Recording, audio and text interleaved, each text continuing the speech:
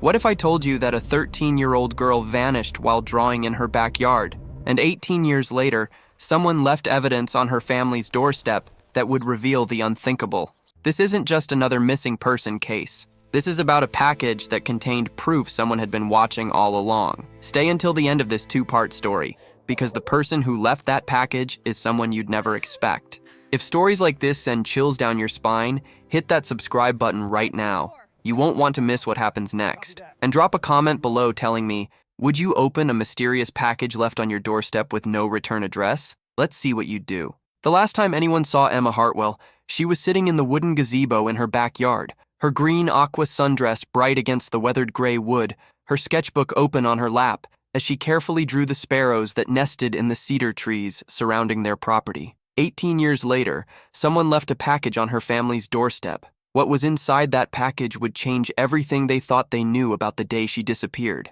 This is the story of a girl who vanished without a trace, a family that never stopped searching, and a collection of photographs that proved someone had been watching all along. Emma Rose Hartwell was 13 years old in the summer of 2005. She had strawberry blonde hair that she wore in a loose braid over one shoulder, freckles that dotted her nose and cheeks, and fingers that were always stained with charcoal or ink from her constant drawing. Her mother, Carol, said Emma could capture the soul of anything she drew, whether it was a bird, a flower, or even the family dog. The Hartwells lived in Cedarville, Washington, a town so small that the population sign still read 2,847, where the biggest excitement was usually the annual Harvest Festival and Friday night high school basketball games. Emma was the kind of girl who carried a sketchbook everywhere, who would spend hours in the gazebo her father had built, drawing the natural world around her with an artist's eye far beyond her years. She had dreams of becoming an illustrator for National Geographic, fascinated by the idea of traveling to exotic places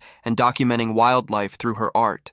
Her bedroom walls were covered with her own drawings, dozens of them, pinned up in overlapping layers. Birds, mostly, but also forest scenes, mountains, rivers, and the cedar trees that gave her town its name. Her father, David, owned Hartwell Stationery and Art Supply, a small shop on Main Street that his father had opened in 1968. It was the only place in town to buy art supplies, school materials, and the kind of specialty paper that Emma loved to draw on. Carol was a librarian at Cedarville Public Library, where Emma would spend afternoons after school, reading books about famous naturalist illustrators like John James Audubon and Beatrix Potter. They were what you'd call a typical American family, not wealthy, but comfortable. They went to church on Sundays, had potlucks with neighbors, and never locked their doors at night. Emma's younger brother Kyle was 10, and idolized his big sister. She taught him how to draw, defended him from bullies at school, and always let him watch her work on her more complex illustrations. The two were inseparable, which made what happened on September 17, 2005, even more devastating. Before we continue, I want you to comment below and tell me, what would you do if your child went missing? Would you ever stop searching? Let me know your thoughts. September 17, 2005 was unseasonably warm for mid-autumn in Washington state. The temperature reached 76 degrees, and the leaves on the cedar trees surrounding the Hartwells' property were just beginning to turn gold and amber. It was the kind of day that felt like summer was making one last stand against the approaching fall. Emma spent the morning reorganizing her art supplies, a task she'd been putting off for weeks. Her room was a chaos of sketchbooks, pencils, charcoals, watercolors, and sheets of specialty paper that her father brought home from the shop. Around 11:30 a.m., she came downstairs with her favorite sketchbook tucked under her arm. She told her mother she was going to draw in the gazebo because the light was perfect that day, and she wanted to finish her Sparrow series before it got too cold to sit outside. Carol remembered that moment with painful clarity. She was so excited about those drawings, she would later tell investigators, tears streaming down her face. She'd been working on a series of sparrows in different poses, different lighting. She said she wanted to submit them to a young artist's competition. She was just being herself, my creative, passionate, beautiful girl. There was nothing different about her that day. Nothing at all. Carol made Emma her favorite lunch, turkey and Swiss cheese on sourdough bread with honey mustard, the way Emma always requested it. She packed it in a small wicker basket along with an apple, some crackers, a thermos of lemonade, and a handful of the chocolate chip cookies she'd baked the night before. Emma grabbed her sketchbook, her tin of charcoal pencils, and her portable pencil case stuffed with erasers and blending tools. She headed outside around 12:15 p.m., walking across the lawn in her bare feet, the green aqua sundress swaying as she moved. David was at the shop, working Saturday hours as he always did. Kyle had left for his friend Marcus's house on his bike around 10:30 a.m., excited about playing the new video game Marcus had gotten for his birthday. Carol was doing laundry and could see Emma through the kitchen window, settled in the gazebo with her sketchbook propped on her knees, already absorbed in her drawing. The gazebo David had built 3 years earlier sat at the far end of their 2-acre property, surrounded by cedar trees and positioned to catch the afternoon light perfectly. It had become Emma's sanctuary, her creative space where she could lose herself in her art for hours. She looked so peaceful, Carol said later, so content. I remember thinking how lucky I was to have such a good kid. You know, she could have been off getting into trouble like some teenagers, but there she was, creating something beautiful. Around 1:45 p.m., Carol went upstairs to change the sheets on the beds. When she glanced out the upstairs window toward the gazebo around 2 p.m., she could still see Emma's green dress, though from that distance and angle she couldn't make out exactly what her daughter was doing. At 2:50 p.m., Kyle came home from Marcus's house, bursting through the front door with excitement about beating the final boss in the video game. He wanted to tell Emma immediately, because she always celebrated his victories, no matter how small. He grabbed a juice box from the refrigerator and ran toward the backyard, heading for the gazebo. But when he got there, only Emma's belongings remained. The sketchbook was there, lying open on the gazebo bench, a half-finished drawing of a sparrow visible on the page. The charcoal pencils were scattered beside it, as if Emma had set them down quickly. The wicker basket sat exactly where she had left it, the thermos still 3/4 full of lemonade, one cookie missing from the napkin. Her sandals, canvas ones she'd decorated with fabric paint in shades of green and blue, were placed neatly beside the gazebo steps, as if she'd simply decided to walk somewhere barefoot and would be right back. Kyle called for his sister. No response. He walked around the entire gazebo, checking behind it, looking toward the cedar trees, even checking the small storage shed where they kept gardening tools. Nothing. He ran around the property, calling Emma's name louder and louder, his voice taking on a note of concern. He checked the front yard, thinking maybe she'd gone to get the mail or talk to a neighbor. Still nothing. He ran inside to get his mother, taking the stairs 2 at a time. "Mom, Emma's not in the gazebo, but all her stuff is still there," he said, slightly out of breath but not yet panicked. In his 10-year-old mind, there was probably a simple explanation. Maybe she'd gone to the bathroom. Maybe she'd gone inside through the front door while he came in through the back. Carol went outside to look for herself. She saw the scene exactly as Kyle had described. Everything left behind as if Emma had simply evaporated. The first cold finger of fear traced down her spine. She called Emma's name, louder than Kyle had, her voice carrying across their property and into the neighboring yards. She checked every possible hiding spot, behind the gazebo, near the property line, around the side of the house, in the garage. She called Emma's best friend Jennifer to see if Emma had walked over there without saying anything. No luck. Jennifer hadn't seen Emma since school on Friday. By 3:15 p.m., when Carol had checked everywhere twice and her calls to Emma's cell phone went straight to voicemail, she felt the panic rising in her chest like cold water. Emma's phone was in her room, sitting on the charger, which meant she hadn't taken it outside with her. Carol ran back to the gazebo and looked more carefully at the scene. The sketchbook was open to a page that showed a sparrow in mid-flight, wings spread, every feather carefully detailed. It was beautiful work, the kind of drawing that showed Emma's remarkable talent. But it was unfinished. Emma never left a drawing unfinished if she could help it, especially when she was in the middle of a series she cared about. Carol picked up the sketchbook with trembling hands and flipped through the recent pages. Sparrows in various poses, some fully rendered, others still in the sketch phase. On one page, Emma had written notes to herself about wing structure and feather patterns.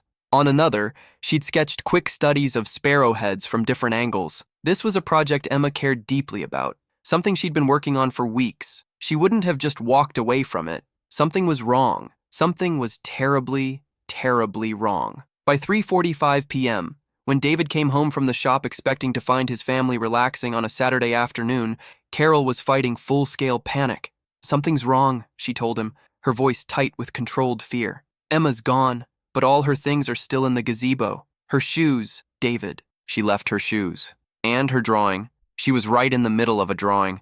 David initially tried to calm his wife, suggesting reasonable explanations. Maybe Emma had gone for a walk. Maybe she'd gone to a neighbor's house. Maybe she was playing a prank, though that would be completely unlike her. Emma was responsible, mature beyond her years, the kind of kid who always told them where she was going and when she'd be back. But as the minutes ticked by and Emma didn't return, didn't call, didn't appear with a sheepish grin and a reasonable explanation, David felt the same cold fear settling in his chest. He walked out to the gazebo himself, looking at the abandoned sketchbook, the scattered pencils, the untouched lunch. He called Emma's name, his deep voice booming across the property. Nothing. He checked with the neighbors on both sides. No one had seen Emma.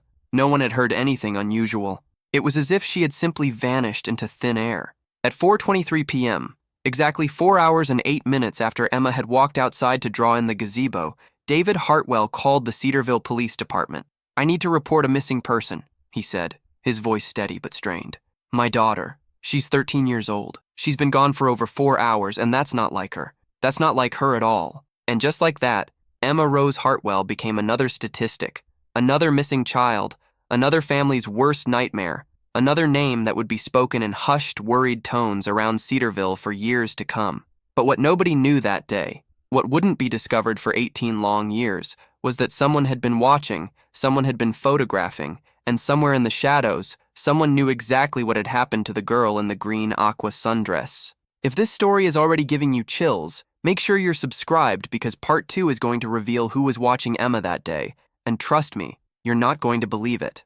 Also, drop a comment and tell me, do you think Emma's parents should have been more worried earlier? Let me know what you think. The Cedarville Police Department had never handled a missing child case before. In a town of fewer than 3,000 people, the most serious crimes were usually shoplifting incidents, teenage vandalism, or the occasional drunk driving arrest. Chief Patricia Morrison, a 25-year veteran who had worked in Seattle before moving to Cedarville for a quieter life, immediately recognized the gravity of the situation. Within 2 hours of David's call, every available officer was at the Hartwell house. The Washington State Police were contacted. Search and rescue teams from 3 counties were mobilized. What had started as a family's private nightmare quickly became a community-wide emergency. The first priority was the gazebo itself and the surrounding area. The scene was photographed from every angle. The sketchbook, the pencils, the basket, the shoes, everything was documented before being carefully collected as potential evidence. Crime scene technicians dusted for fingerprints, though they found nothing unusual. Emma's fingerprints were on her sketchbook and pencils, as expected, along with some smudged prints that were too unclear to identify. No one else's clean prints were found. The thermos had only Emma's prints. The pencil tin showed only her fingerprints. It was as if Emma had been completely alone right up until the moment she disappeared. Detective Marcus Chen, a specialist in missing persons cases from the state police, arrived that evening to lead the investigation. He interviewed the family extensively, starting with the last people to see Emma. Carol's timeline was precise. Emma had gone outside at 12:15 p.m., and Carol had last seen her in the gazebo at approximately 2 p.m. when she glanced out the upstairs window. Kyle had discovered Emma missing at 2:50 p.m. That left a window of roughly 50 minutes when Emma could have disappeared, though it was possible she'd vanished earlier, and Carol simply hadn't noticed because she could still see the green dress from a distance.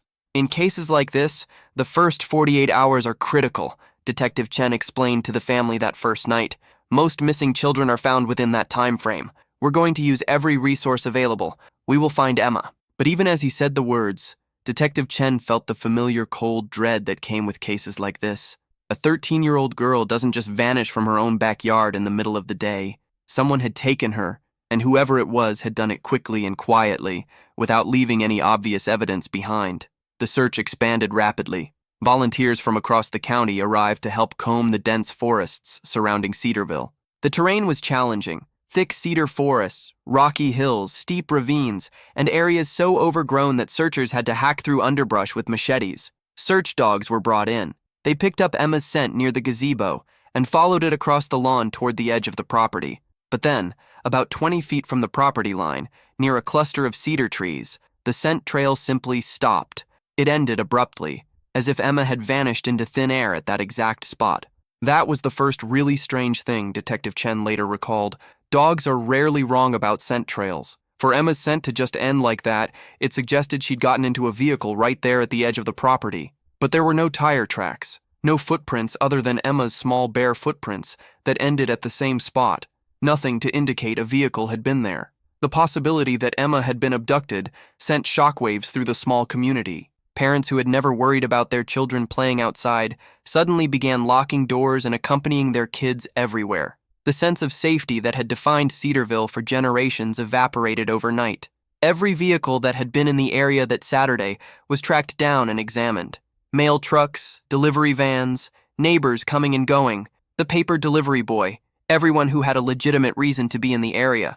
Investigators checked them all. They found nothing suspicious. Security cameras were almost non-existent in Cedarville in 2005. The bank had cameras, as did the gas station on the highway, but neither had views of residential streets. There was no electronic record of Emma's disappearance, no footage to review, no digital breadcrumbs to follow. Door-to-door interviews began immediately. Detective Chen and his team spoke to every resident within a 2-mile radius of the Hartwell house. Had anyone seen Emma that day?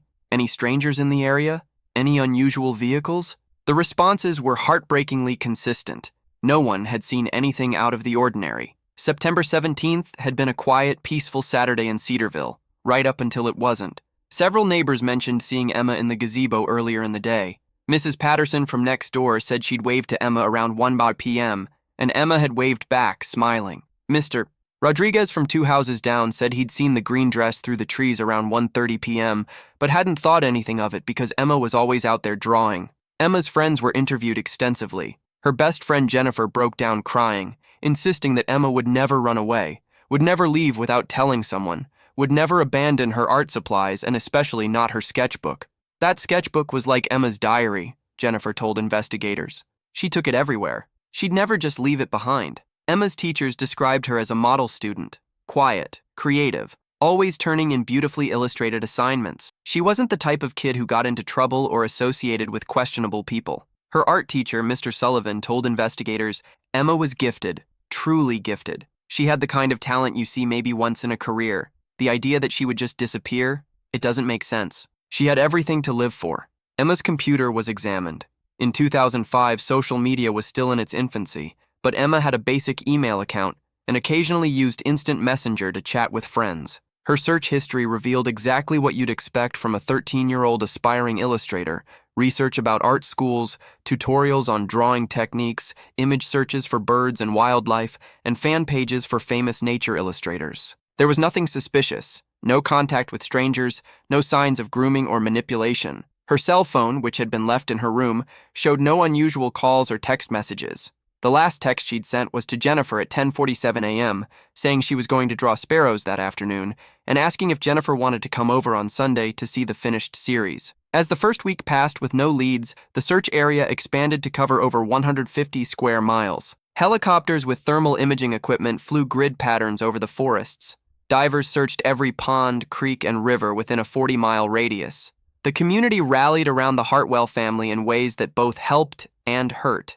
Volunteers organized meal trains, fundraising efforts for the search operations, and daily search parties. But the constant attention also meant the family could never escape the reality of what was happening, could never pretend even for a moment that life was normal. Emma's missing person flyers appeared everywhere, on telephone poles, in store windows, on car windshields, taped to the windows of every business on Main Street.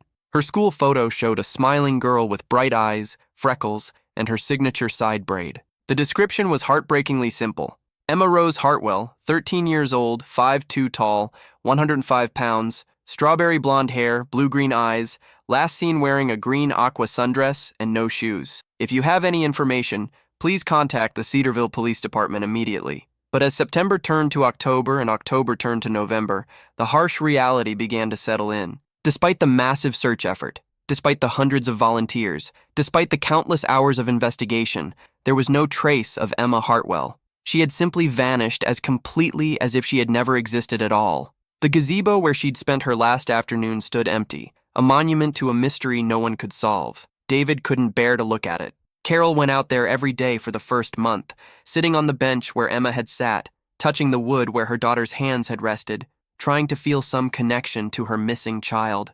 Comment below if you think you could handle what this family went through. Could you keep searching? Could you keep hoping? Let me know. Time moves differently when someone you love is missing. Carol Hartwell would later describe it as living in two worlds simultaneously. The world where life continued, where bills needed to be paid, and Kyle needed help with homework, and David had to keep the shop running. And the shadow world where Emma might walk through the door at any moment, where hope and despair battled constantly, where every phone call might bring news, good or terrible. The first Christmas without Emma was devastating. Carol couldn't bring herself to take down Emma's stocking or remove her place setting from the table. She bought Emma presents and wrapped them, art supplies mostly, the expensive watercolor set Emma had been hinting about, new sketchbooks, a book about wildlife illustration techniques. On Christmas morning, she sat staring at those unopened packages and sobbed until David thought she might make herself sick.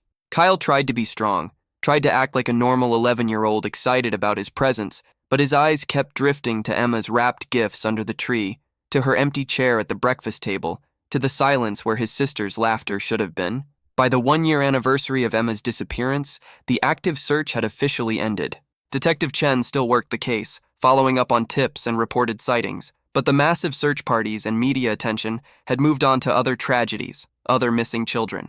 The news crews packed up their equipment and left Cedarville. The volunteers went back to their normal lives. The Hartwells were left alone with their grief and their questions, and the terrible not knowing that is perhaps the worst torture of all. The Hartwells established the Emma Rose Foundation, dedicated to helping other families of missing children. They organized annual search volunteer training sessions and funded search and rescue equipment for smaller police departments that couldn't afford it. It gave them purpose, a way to channel their grief into something positive, but it didn't bring Emma home. Nothing brought Emma home. Tips continued to come in sporadically. Someone thought they saw a girl who looked like Emma at a mall in Portland. Another caller reported a teenage girl who seemed scared at a rest stop in Oregon. A woman in California was certain she'd seen Emma working at a restaurant in San Diego.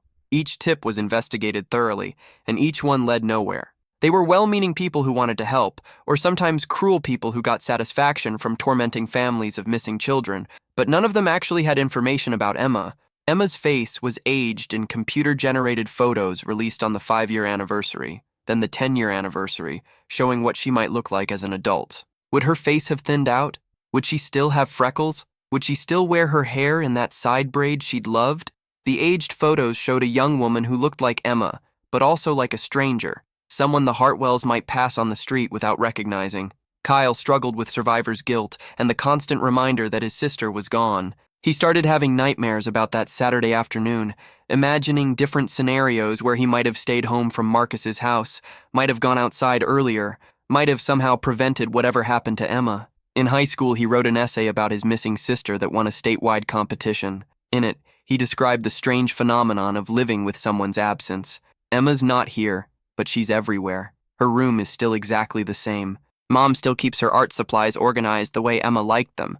Sometimes I catch myself saving interesting things to show her when she gets home, and then I remember she's not coming home today. Maybe not ever. David threw himself into work, taking on extra hours at the shop and volunteering to help other businesses with their inventory systems, anything to keep his mind occupied. He couldn't bear to look at the gazebo and had it torn down 3 years after Emma's disappearance, despite Carol's protests. The spot where it had stood remained a patch of dirt and struggling grass. David couldn't bring himself to plant anything there, and Carol refused to let him put anything else in that space. It became a kind of memorial, an empty place that reminded them every day of what they'd lost. Carol couldn't let go. She kept Emma's room exactly as it had been on September 17, 2005. The drawings remained pinned to the walls in their overlapping layers. The art supplies stayed precisely arranged on the desk. The clothes Emma had left in the hamper remained unwashed, because washing them felt like erasing another piece of her daughter. Carol would go into Emma's room sometimes and just sit on the bed,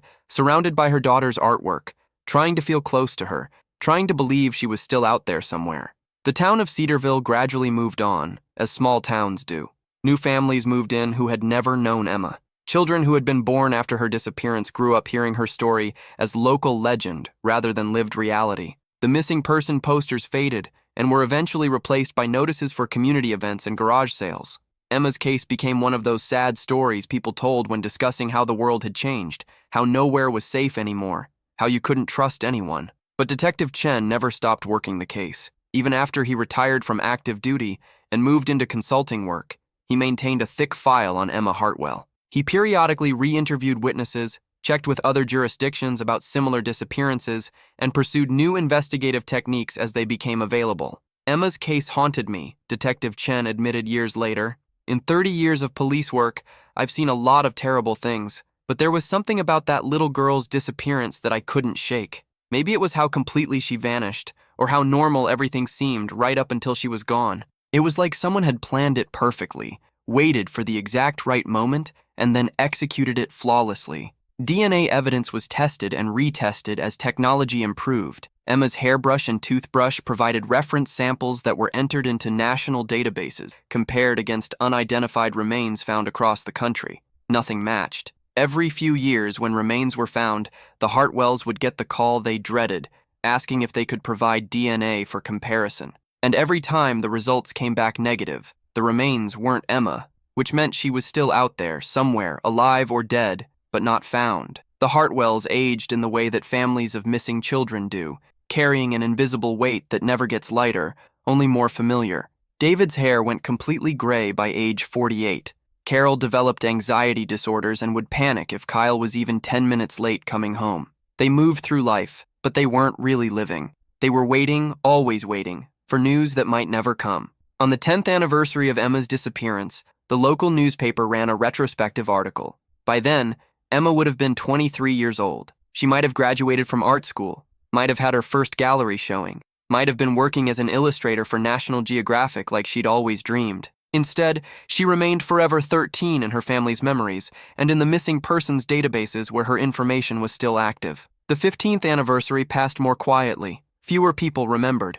Fewer people cared. Emma's case had been featured on several television shows about unsolved mysteries, but none of the national attention had generated useful leads. By 2023, when Emma would have been 31 years old, it seemed that her disappearance would remain one of those unsolved mysteries that families carry forever, that detectives think about in their retirement, that small towns whisper about when trying to make sense of senseless things. Carol still set a place for Emma at Thanksgiving dinner. David still couldn't drive past the empty space where the gazebo had stood without feeling sick to his stomach. Kyle, now married with a son of his own, named his child Emmett in honor of the aunt he would never meet. The family had learned to live with the not knowing, had built lives around the Emma-shaped hole that could never be filled. They had accepted, as much as anyone can accept such things, that they might never learn what happened to their daughter, their sister, their beloved girl who loved to draw birds and dreamed of illustrating the natural world. They had no way of knowing that someone had been keeping secrets for 18 years. They had no way of knowing that those secrets were about to be delivered right to their doorstep. Make sure you stay for part 2, because what happens next is going to shock you. The package that arrives contains something that will change everything. Hit that subscribe button and turn on notifications so you don't miss it. And comment below, do you think Emma is still alive after 18 years? What's your theory? I want to hear from you. November 8th, 2023 started as an ordinary Thursday for Carol Hartwell. At 61, she had retired from the library 2 years earlier and spent her mornings reading, tending to her small herb garden, and volunteering at the local senior center. The routines helped keep her mind occupied, helped push away the thoughts that could overwhelm her if she let them. David had left for the shop around 7:30 a.m. Kyle lived in Seattle now with his wife and young son, though he called twice a week and visited monthly. The house felt too big sometimes, too quiet, but Carol had resisted David's suggestions that they downsize and move to something smaller. This was where Emma had lived. This was where she might return to, if she ever could. Around 10:15 a.m., Carol was watering her herbs on the back porch when she heard the sound of a vehicle in the driveway. Living on a quiet residential street, she was used to the rhythm of the neighborhood. The mail truck at 11 a.m., UPS deliveries in the afternoon, neighbors coming and going, but this engine sounded different, unfamiliar. She set down her watering can and walked through the house to the front window. But by the time she got there, whatever vehicle had been there was gone, but something had been left behind. On the front porch, precisely centered on the welcome mat that still read the Hartwells in faded letters, sat a package. It was about the size of a shoebox, wrapped in plain brown paper with no visible shipping labels, no return address, no postage marks. Just brown paper and twine, like something from another era. Carol's first instinct was caution. In 2023, people were wary of unexpected packages, especially unmarked ones. But something about this particular package felt different, felt significant, as if it were waiting specifically for her. She stepped outside and picked it up. It was lighter than she expected, and she could feel something shifting inside when she moved it. Her name was written on top in block letters, black marker on brown paper, Carol Hartwell. Not the family name, not Mrs. Hartwell, but specifically her first name, as if whoever left it knew her personally. The handwriting was unfamiliar, deliberate, careful. Back inside, Carol set the package on the kitchen table and stared at it for several long minutes. 18 years of living with Emma's disappearance had made her both hopeful and suspicious of anything unusual. Too many false leads over the years, too many cruel hoaxes from people who got some sick satisfaction from tormenting families of missing children. She'd received letters from psychics claiming to know where Emma was, from conspiracy theorists with elaborate stories, from people who just wanted attention. But something about this felt different. She called David at the shop. "There's a package here," she said without preamble when he answered. "What kind of package?" he asked, and she could hear the immediate tension in his voice because he understood after 18 years that unexpected things carried weight. "No return address," she said. "Just my name written on it. Someone left it on the porch this morning. I didn't see who." David was quiet for a moment. "Do you want me to come home?" he asked. "Should we call the police before opening it?" Carol considered this. Part of her wanted to wait, wanted the support and protection of her husband's presence and maybe official supervision, but another part of her, the part that had never stopped hoping, couldn't wait. "No," she said finally. "I need to do this." After hanging up, Carol sat looking at the package for another 5 minutes. Her hands were trembling slightly, though she couldn't say whether from fear or anticipation or just the strange significance of this moment. Finally, she carefully untied the twine and peeled away the brown paper. Inside was a plain cardboard box, the kind used for storing photographs with a hinged lid.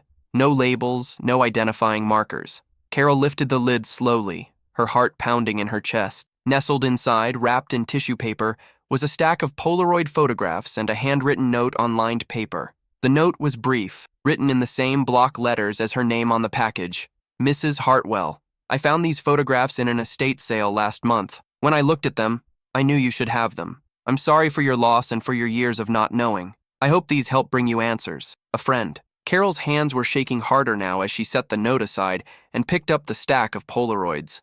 The top photo was face down, and she could see handwriting on the back. Number 1, September 17th, 2005, 12:47 p.m. Her breath caught. That was the day Emma disappeared. With trembling fingers, Carol turned over the photograph. There on the faded Polaroid was an image of a girl with strawberry blonde hair and a side braid, wearing a green aqua sundress, sitting in a wooden gazebo. Emma. It was definitely Emma, exactly as she had looked on that last day. Carol's vision blurred as tears sprang to her eyes. She set the photo down carefully and picked up the next one. On the back, number 2, September 17th, 2005, 1:03 p.m. She turned it over. Another image of Emma, this one showing her from a slightly different angle, focused intently on her sketchbook, charcoal pencil in hand.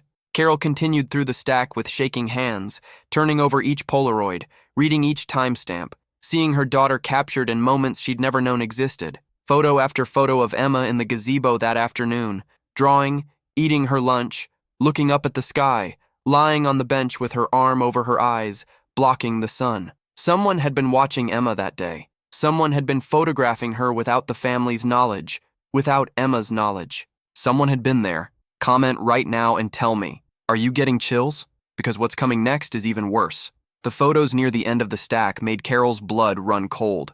Number 18 showed Emma setting down her sketchbook and standing up, looking toward something outside the frame. Number 19 showed Emma stepping down from the gazebo, still looking in the direction of whatever had caught her attention. Number 20 showed Emma walking across the grass, her body language suggesting she knew whoever she was approaching was comfortable with them. And then the final photo, number 21, showed Emma's green aqua sundress in the distance, walking toward the edge of the property with a figure whose face was not visible, whose identity was concealed by shadow and the poor quality of the old Polaroid. Carol dropped the photo, her hands shaking so violently she could barely hold it. After 18 years of not knowing, after 18 years of wondering and hoping and grieving, here was proof of what had happened to her daughter. Emma hadn't run away. She hadn't gotten lost in the woods. She hadn't been grabbed by a random stranger. She had walked away with someone she knew, someone who had been watching her, photographing her, planning, someone who had kept these photos for 18 years before deciding, for reasons Carol couldn't fathom, to finally share them. She called 911 with fingers that could barely dial the numbers. "This is Carol Hartwell on Cedar Lane," she said when the dispatcher answered, her voice barely steady. "I need police here immediately. It's about my daughter Emma, the one who disappeared in 2005. Someone just delivered photos of the day she vanished."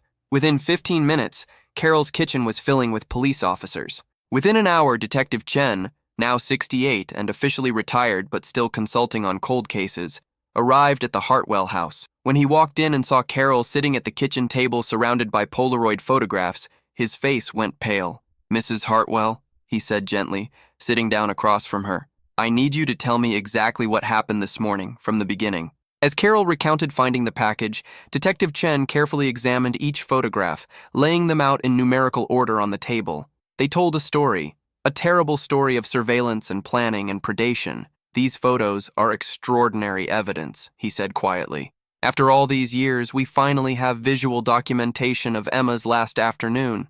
But Mrs. Hartwell, I need to ask you something important. Do you recognize the handwriting on the note? Does 'a friend' mean anything to you?" Carol shook her head. The handwriting looked deliberately disguised, and the phrase meant nothing to her. Detective Chen studied the photographs intensely, particularly the final ones showing Emma walking away with the unidentified figure. He took out a magnifying glass and examined details. "Mrs. Hartwell," he said carefully, "I'm going to need to take these photos to the lab for analysis, but I can already see some important details. Emma's body language in these photos shows she was comfortable with whoever she was approaching. She's not running, not showing signs of fear. She knew this person. And look at this." He pointed to the final photo. In the background, very faint, there appears to be a vehicle. "We'll need to enhance this, but it looks like it might be a van or SUV. David arrived home 20 minutes later, having closed the shop the moment Carol called him back to explain what she'd found. When he saw the photographs spread across their kitchen table, when he saw his 13-year-old daughter captured in those frozen moments from 18 years ago, he had to grip the back of a chair to steady himself. "Who took these?" he said, his voice rough with emotion. "Who was watching our little girl? That's what we're going to find out," Detective Chen promised. The photographs were rushed to the State Police Forensic Lab for analysis, but Detective Chen kept digital scans and immediately began his own investigation. The Polaroids themselves told a story. They were from a Polaroid one-step camera, popular in the early 2000s, and the film had aged in a way that suggested the photos had been stored in a cool, dry place, not subjected to heat or humidity. Someone had taken care of these photographs, had preserved them deliberately. The handwriting on the back of each photo, the numbers and timestamps, was the same handwriting as the note, all done with the same black marker.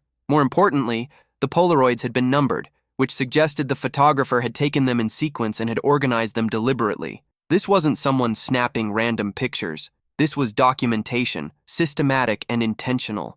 Detective Chen's first step was to find any surveillance footage from the morning the package was delivered, but Cedarville still didn't have many security cameras. The few businesses that did have cameras didn't have views of residential streets. It was as if the person who delivered the package knew exactly where the blind spots were. The forensic analysis of the photographs took several days, but yielded crucial information. The lab was able to enhance the final photos digitally, improving the quality enough to see more details. In the enhanced version of photo number 21, the vehicle in the background became clearer. It was a dark blue or black van, older model, possibly from the late 1990s or early 2000s. No license plate was visible, but the shape and style were distinctive enough to narrow down the make and model. Investigators began pulling records of every van matching that description that had been registered in the area in 2005. Even more significantly, the enhancement revealed something in photo number 20 that made Detective Chen's heart race.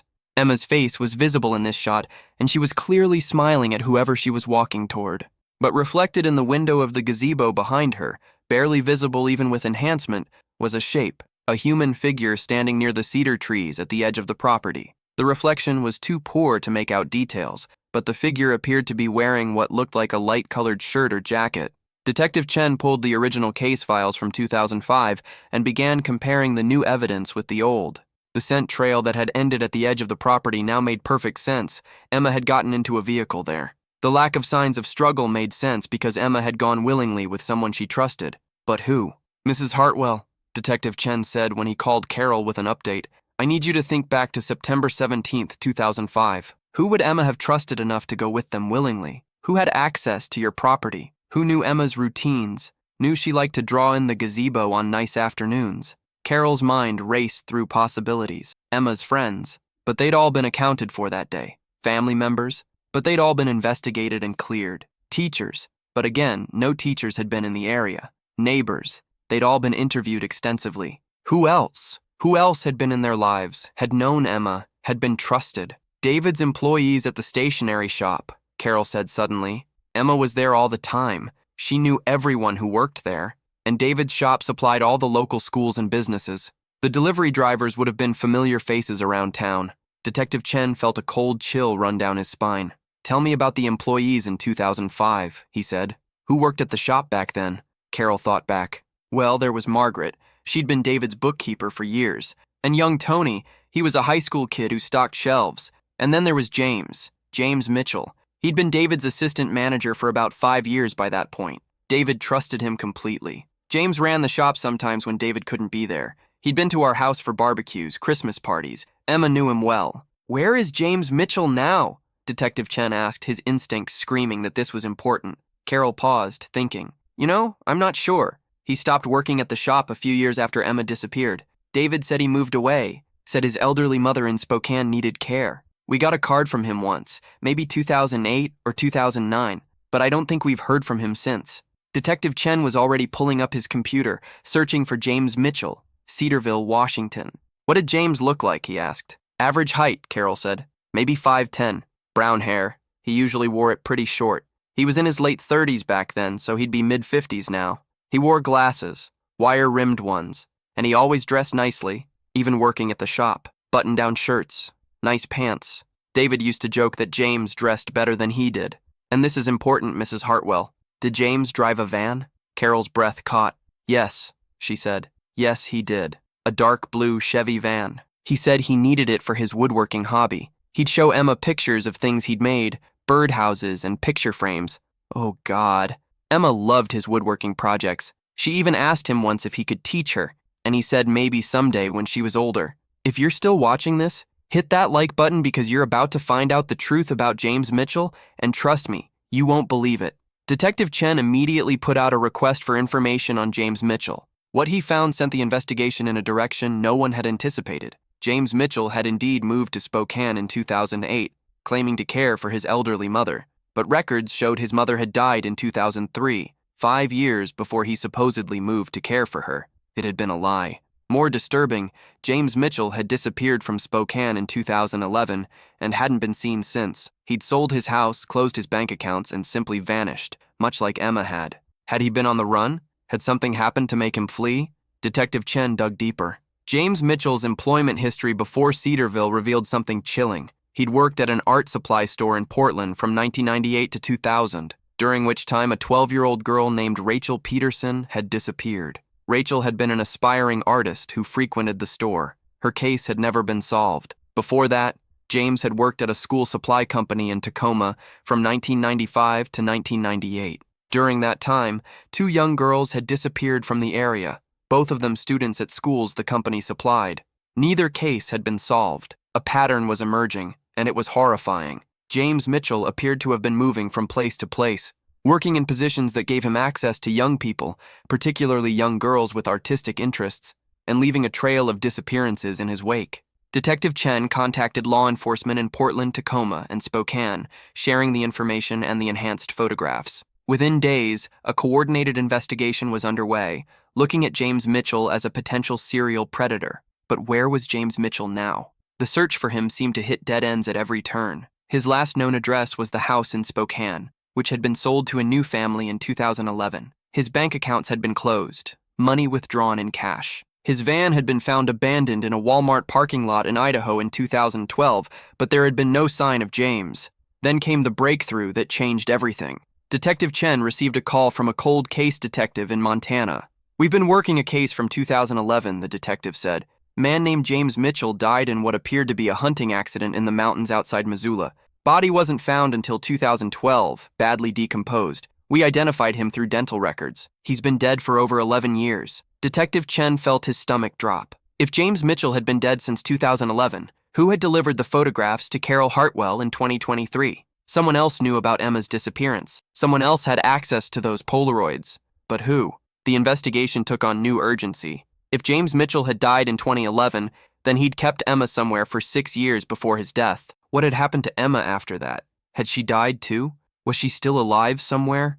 The questions multiplied faster than the answers. Then Detective Chen noticed something about the death scene in Montana. James Mitchell had been found with camping equipment, a tent, supplies, everything you'd need for an extended stay in the wilderness. But he'd also been found with a significant amount of cash, over $30,000 hidden in his camping gear. What had he been doing with that much cash in the middle of nowhere? The Montana detective had another piece of information. Mitchell's campsite wasn't far from an old hunting cabin that belonged to his family. The cabin had been checked after his body was found, but it was empty, abandoned, nothing suspicious. But Detective Chen had a hunch. He asked the Montana police to check the cabin again, this time with cadaver dogs and ground-penetrating radar. If James Mitchell had kept Emma somewhere, if he'd held her captive for 6 years, maybe that cabin was the place. The search team arrived at the remote cabin on November 20th, 2023. It was deep in the Montana wilderness, accessible only by a rough dirt road that was barely passable. The cabin itself was small and dilapidated, with boarded-up windows and a door that hung crooked on its hinges. It looked abandoned, forgotten, like it hadn't been used in years. But the cadaver dogs immediately alerted at multiple locations around the property. The team began excavating carefully, expecting the worst. What they found wasn't bodies, but something almost more disturbing. Buried in waterproof containers around the cabin were personal items, clothes in various sizes, jewelry, photographs, sketchbooks, items that clearly belonged to multiple different people, multiple different girls. Emma's green aqua sundress was there, carefully folded in a plastic bag. So were her canvas sandals. So was the sketchbook she'd been working on that last day, still open to the unfinished sparrow drawing. But there were other items, too. A purple backpack with the name Rachel embroidered on it, a soccer team jersey with the number 7, a pair of glasses with pink frames. Each container was labeled with a name and a date, James Mitchell's trophies from his victims, kept and preserved like treasures. The team counted evidence from 7 different girls spanning from 1995 to 2005. 7 missing girls, 7 unsolved cases, 7 families who had never known what happened to their daughters. But there were no remains, no bodies, no evidence of what James Mitchell had actually done with these girls after he took them. Detective Chen stared at the evidence spread out on tarps near the cabin and felt a terrible hope stirring. If there were no bodies, could some of these girls still be alive? The break came from an unexpected source. One of the search team members, a young state trooper named Sarah Vega, was examining the cabin's interior with a UV light, looking for blood traces or other biological evidence. What she found instead was writing on the walls, hidden writing that was only visible under UV light. The writing appeared to be a journal, words scratched into the wood with something sharp and then covered over with paint or stain, invisible to the naked eye but glowing under UV light. The first entry was dated October 2005, just weeks after Emma's disappearance. It read, Day 32. He says I can write on the walls if I use the special pen he gave me. He says no one will ever see it. He says I should write about how I'm learning to be grateful, but I'm not grateful. I want to go home. I miss my mom. The entries continued, spanning years. Emma's voice preserved in those hidden words. She wrote about the cabin, about James Mitchell, about the other girls who were there with her. Other girls. Emma hadn't been alone. Day 267, one entry read, Rachel is teaching me things about art that I never learned. She's 20 now and says she's been here since she was 12. She doesn't talk about escape anymore. She says she tried once and James found her and brought her back, and it was worse after that. She says it's better to accept and survive, but I can't accept. I won't. The investigation exploded in scope. If Emma's journal was accurate, James Mitchell hadn't killed his victims. He'd kept them, held them captive in remote locations, possibly moving them periodically to avoid detection. And if Mitchell had died in 2011, someone else had either taken over or the girls had been left to fend for themselves. Detective Chen organized a massive search of the area around the cabin, expanding the perimeter to cover 50 square miles of wilderness. They were looking for any other structures, any signs of habitation, any indication of where the girls might be or might have been.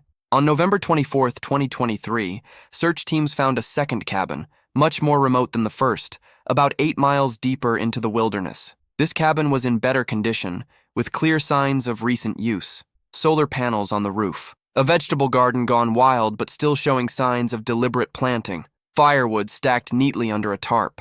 As the search team approached, they saw smoke coming from the chimney. Someone was inside. The team surrounded the cabin, weapons drawn, not knowing what they would find.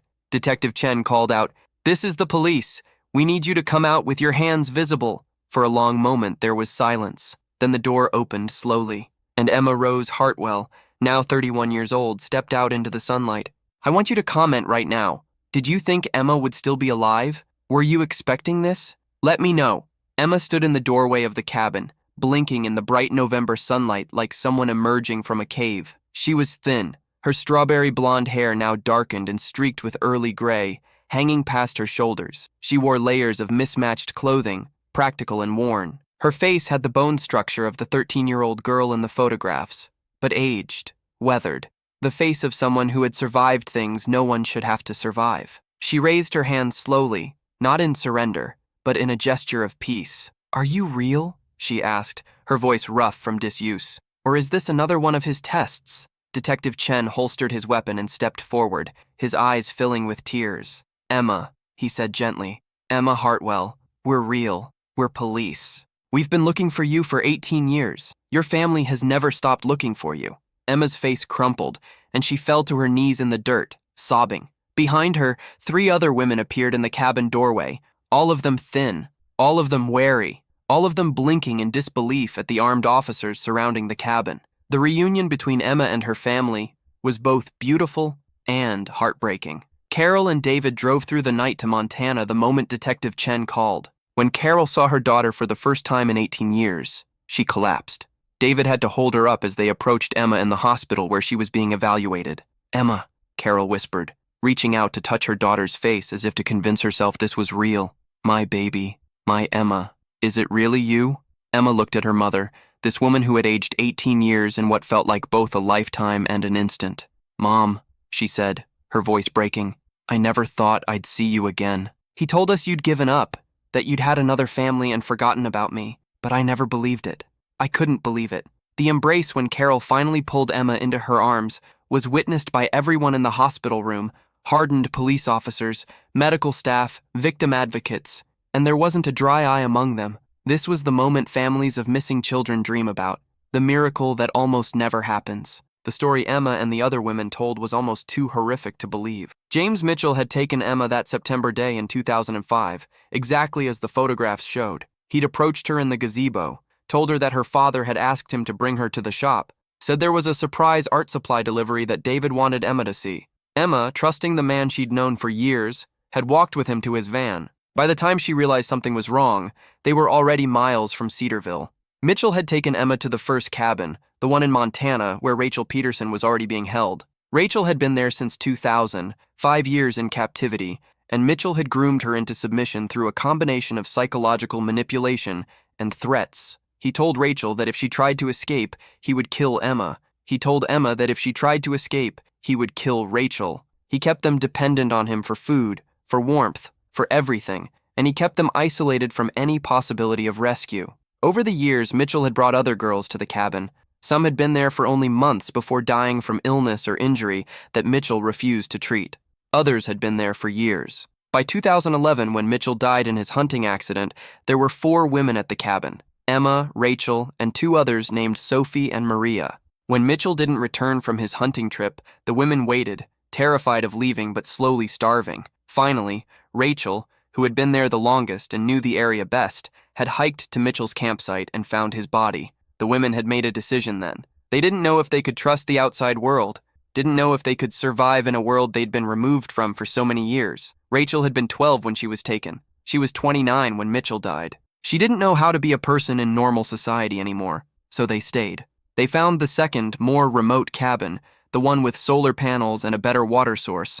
They took supplies from Mitchell's campsite, including the cash he'd been hoarding. They learned to hunt, to garden, to survive on their own. For 12 years after Mitchell's death, the 4 women lived in that remote cabin, creating a kind of family from their shared trauma. They survived, but they didn't truly live. They were too afraid to leave, too conditioned to believe they couldn't make it in the real world, too damaged to trust that anyone would help them. Emma described it to Detective Chen in a quiet voice, her words measured and careful. "We talked about leaving, especially in the beginning after we found him dead. But where would we go? We had no money, no identification. Rachel had been gone so long she'd be declared legally dead. We didn't know if our families even wanted us anymore. And we were so afraid that maybe Mitchell had partners, that someone else would come looking for us if we surfaced. So we stayed, and the years just kept passing. But recently, something had changed. Rachel, now 43 years old and the unofficial leader of the group, had been getting sick. She developed what they suspected was cancer, growing weaker by the day. Emma knew they needed help, knew they couldn't survive on their own much longer.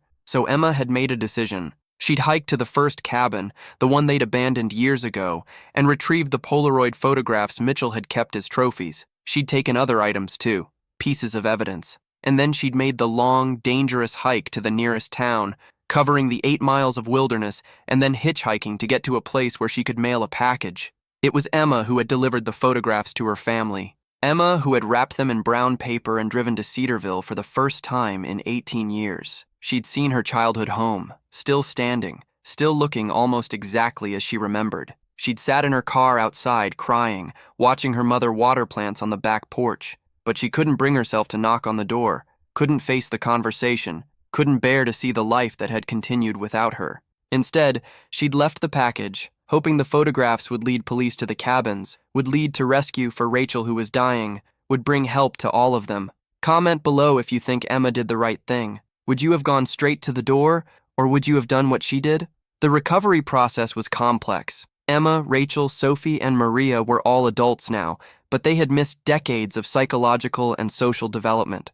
They'd been cut off from the world during crucial years, and they didn't know how to navigate modern technology, social norms, or even basic tasks like shopping in a store or talking to strangers. The therapy would take years. The healing might take forever, but they were alive. 7 girls had been taken by James Mitchell, and 4 of them had survived. The other 3, the investigation eventually determined, had died of untreated illnesses in the years before Mitchell's death. He had buried them in unmarked graves in the Montana wilderness, and those remains were eventually located and returned to their families for proper burial. 7 families finally got answers after decades of not knowing. Emma's reintegration into her family was tender and difficult. Kyle, her brother, was now 28 years old. The last time Emma had seen him, he'd been 10. He had a wife and a son. Emma was an aunt to a nephew she'd never met. The dynamics were strange, complicated. Carol and David were grandparents now. They'd lived entire lives in the time Emma had been gone. But slowly, with intensive therapy and patient support, Emma began to find her place in the world again. She started drawing again, first simple sketches, then more complex pieces. The trauma had changed her art, darkened it, but it was still beautiful. She expressed interest in using her art for therapy, maybe helping other trauma survivors find their voices through creative expression. Most remarkably, Emma reconnected with her love of birds and nature. The wilderness had been her prison for 18 years, but it had also been her home, her sustenance, the thing that had kept her alive. She could find beauty in it even after everything. The town of Cedarville struggled to process the revelation that James Mitchell, a trusted community member, had been a monster hiding in plain sight. The shop where he'd worked was still there, now run by David and a new assistant manager. People who had known James, who had trusted him, who had laughed with him at barbecues and church functions, had to reconcile the person they'd thought he was with the reality of what he'd done. But Cedarville also rallied around Emma and the other survivors. The community organized support, fundraising for their medical care and therapy, providing housing and resources, showing them that the world could be kind as well as cruel. Emma gave her first public statement 6 months after her rescue. She stood at a podium in the Cedarville Community Center, her parents on one side and Detective Chen on the other, and spoke to a room full of people who had never stopped hoping for her return. "I want to thank everyone who searched for me," she said, her voice stronger than it had been in the hospital that first day. "Everyone who never gave up hope. My family, who kept my room exactly the same, who never stopped loving me even when they had every reason to believe I was gone forever. Detective Chen, who worked my case for 18 years and never closed it. And I want to say to other survivors out there, to other families with missing loved ones, don't give up. Miracles do happen. It took 18 years, but I came home. The case led to changes in how law enforcement handles missing persons investigations, particularly in connecting cases across different jurisdictions. James Mitchell's pattern of moving from place to place, leaving a trail of disappearances behind him, might have been caught sooner if databases and communication between police departments had been better. The lessons learned from Emma's case would hopefully prevent future predators from operating with such impunity. Detective Chen finally, truly retired after Emma's rescue. At a small ceremony honoring his decades of service, he spoke about the case that had defined the end of his career. "Emma Hartwell taught me that we should never give up hope, but we should also never underestimate the strength of survivors," he said. "Emma saved herself. She saved the other women. She made the incredibly brave decision to reach out for help, even when she was terrified. She's the hero of this story, not me." The identity of a friend who had signed the note with the photographs became a known truth. though Emma asked that the media not make a big deal about the fact that she had delivered them herself. She wanted the focus to be on the rescue, on the other survivors, on making sure James Mitchell's crimes were fully investigated so no other victims were overlooked. Carol Hartwell struggled with complicated emotions. Gratitude that her daughter was alive mixed with rage at what had been stolen from her, from all of them. But more than anything, she felt overwhelming love for the strong, resilient woman Emma had become. David rebuilt the gazebo, this time with Emma's input on the design. When it was finished, he installed a plaque, Emma's Gazebo, for creativity, for healing, for coming home. Emma would sit there sometimes, sketchbook on her lap, just like she had as a 13-year-old girl. But now she was 31, and she had lived lifetimes in those 18 years, and her art reflected depths of experience that most people could never imagine. On September 17, 2024, the Hartwell family gathered at the gazebo for the first time since Emma's return to mark the anniversary not of her disappearance, but of her survival. Kyle's son, 3-year-old Emmett, played in the grass nearby while Emma sketched the cedar trees that surrounded the property. She was drawing sparrows again, the series she'd never finished that last day. This time, she would complete it. Carol watched her daughter draw and thought about the 18 years of not knowing, the 18 years of hoping and praying and searching. And she thought about the miracle of having Emma back, broken in some ways but not defeated, traumatized but healing, forever changed but still, somehow, still Emma. If you made it to the end of this story, I need you to do something for me. First, subscribe to this channel and turn on notifications because I bring you stories like this that will stay with you forever. Second, hit that like button if this story moved you. Third, and most important, comment below and tell me, what would you have done in Emma's situation? Would you have stayed in hiding or tried to escape earlier? Would you have delivered those photos the same way she did? I want to hear your thoughts. And share this video because Emma's story deserves to be heard. It's a story about survival, about hope, about never giving up even when everything seems lost. Thank you for watching, and I'll see you in the next one.